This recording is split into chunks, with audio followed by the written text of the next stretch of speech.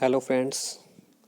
आज हम करेंगे profit and loss account and profit and loss appropriation account में डिफरेंस। ओके, जैसा कि आप हमें पता है कि हमने 11th में पढ़ा था कि जब एक सोल प्रोप्राइटरशिप होती है, मतलब एक सिंगल पर्सन जब अपना बिजनेस करता है तो वो सबसे पहले ट्रेडिंग बनाता है। ओके, उसके बाद क्या बनाता है?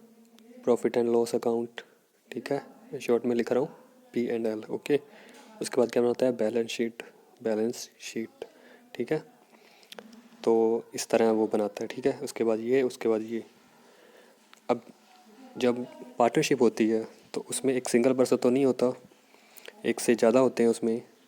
ठीक है, दो भी होते हैं, तीन भी होते हैं, चार भी होते हैं।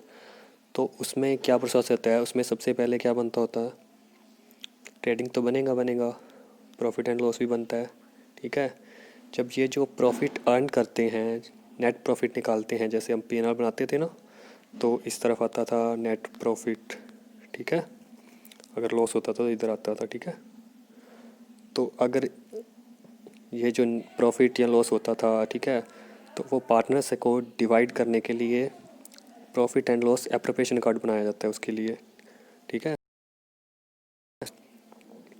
यहाँ बनेगा पहले ट्रेडिंग, फिर बनता है P&L, फिर profit and loss appropriation account. ठीक है, फिर बनती है बैलेंस शीट। ये बात हो गई पार्टनरशिप की। ठीक है, जब पार्टनरशिप होती है तो इसमें ऐसे बनता है। तो चलिए, अब आपको पता चल ही गया होगा कि profit and loss appropriation account तब बनाया जाता है जो पार्टनर्स का जो प्रॉफिट होता है वो आपस में डिवाइड करने के लिए। ठीक है, किसको कितना प्रॉफिट मिलेगा वो अकॉर्डिंग टू उतनी उनकी पार्टनरशिप डीड के अकॉर्डिंग बनता है। पार्टनरशिप डीड का मतलब जो एग्रीमेंट करते हैं। ओके, तो चलिए आगे देखते हैं। सबसे पहले इनके ये फीचर देखते हैं। सबसे पहला,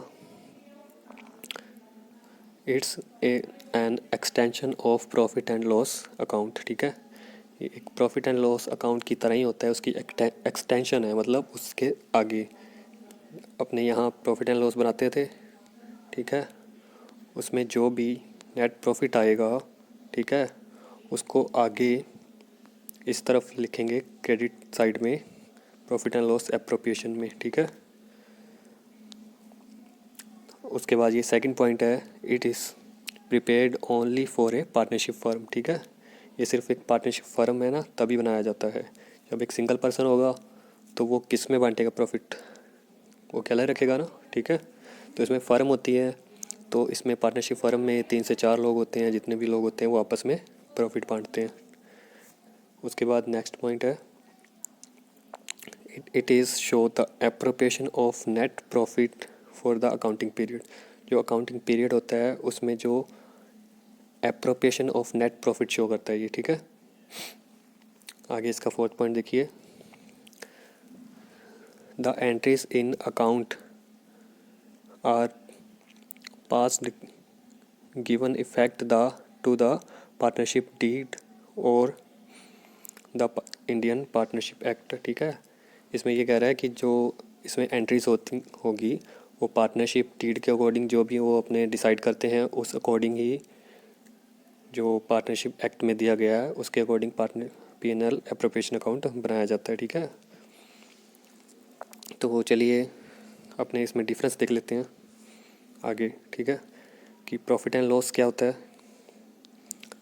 ठीक है, प्रॉफिट एंड लॉस में पहला point, it is prepared after trading. ठीक है, सबसे पहले ट्रेडिंग अकाउंट बनाते हैं, उसके बाद जैसे कि मैंने अभी पहले आपको बताया था, ट्रेडिंग बनेगा, उसके बाद क्या बनता है?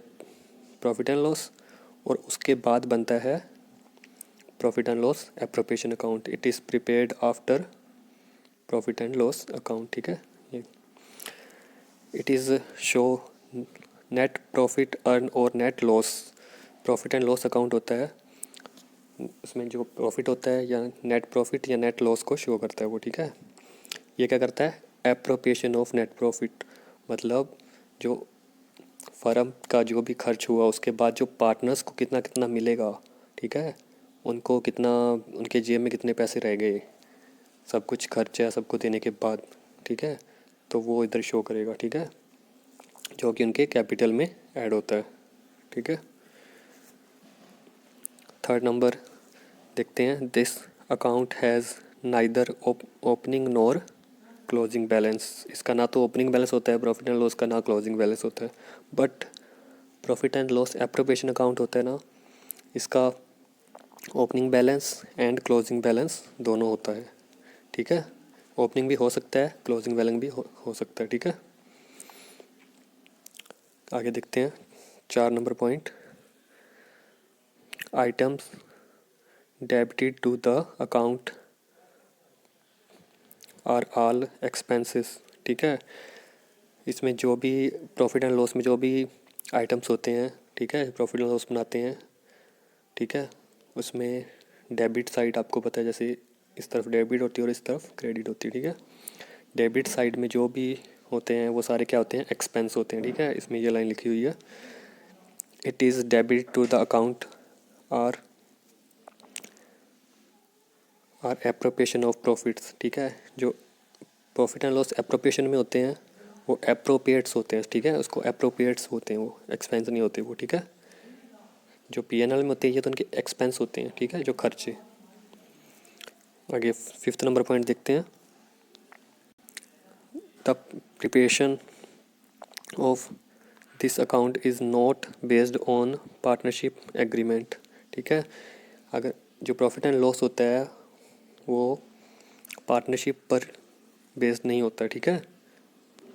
और जो partnership profit and loss appropriation account होता है वो पार्टनरशिप एग्रीमेंट पर डिपेंड करता है, ठीक है। उसके अकॉर्डिंग बनाया जाता है कि ABC जैसे 3 लोग थे, इसको कितना रेशियो उन्होंने डिसाइड किया था, 2-3-1 जो भी डिसाइड किया था उसी रेशियो में उनको प्रॉफिट का डिस्ट्रीब्यूशन किया जाता है वो, ठीक है, जो उनके एग्रीमेंट में लिखा होता है उसके अकॉर्डिंग ही। अब जो लास्ट पॉइंट है देखेंगे, when preparing the account matching principal, while preparing the account matching principal revenue is match against expenses is follow, ठीक है। इसमें ये कह रहा है जब प्रॉफिट एंड लॉस अकाउंट बनाया जाता है तो इसमें जो प्रिंसिपल फॉलो होता है वो होता है मैचिंग कॉन्सेप्ट फॉलो होता है, ठीक है। जो अब हमने 11th क्लास में जो कंसेप्ट पढ़े थे मैचिंग कंसेप्ट होते हैं ना जो, तो इसमें एक्सपेंस और रिवेन्यू जो भी होता है वो मैचिंग कंसेप्ट होता है ना, वो इसमें फॉलो होता है, ठीक है।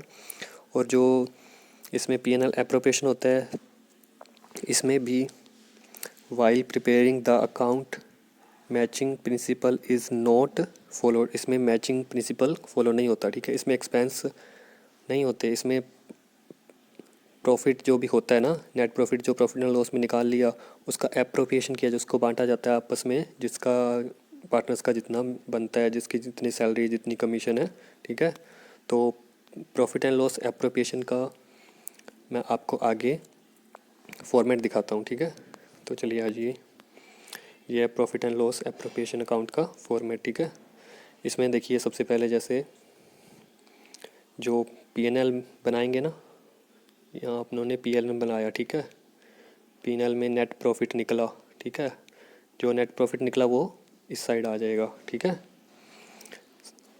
जो भी नेट प्रॉफिट निकला, ठीक है। उसके बाद अगर लॉस हुआ तो इधर आ जाएगा, ठीक है।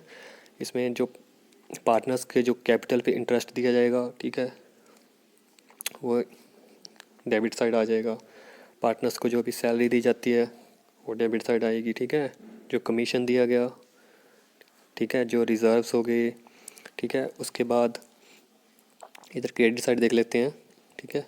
इसमें इंटरेस्ट ऑन ड्राइंग, जो पैसा निकालते हैं पार्टनर्स उन पर जो इंटरेस्ट लगता है, ठीक है, तो वो इधर से माइनस किया जाएगा, ठीक है, तो वो क्रेडिट साइड आएगा, ठीक है। अगर कोई लॉस हुआ, ठीक है, तो वो इस साइड आएगा, ठीक है। अगर प्रॉफिट बन हो गया, ठीक है, तो वो आ जाएगा डेबिट साइड। देखो profit transfer to capital account A और B लिखा, ठीक है। जो इनका प्रॉफिट होता है वो उनके कैपिटल अकाउंट में ऐड किया जाता है। इसके बाद जो बैलेंस शीट बनेगी, ठीक है, बैलेंस शीट बनती है, उसमें कैपिटल अकाउंट जो होता है जैसे उनका बनेगा A एंड B, ठीक है, उनका जो कैपिटल अकाउंट होता है उसमें प्रॉफिट को ऐड किया जाता है। ओके, तो ये इसका फॉर्मेट था। अभी मैं आपको इसका क्वेश्चन भी कराऊंगा, वो आपको मैं नेक्स्ट करवाता हूँ, ठीक है। Thank you.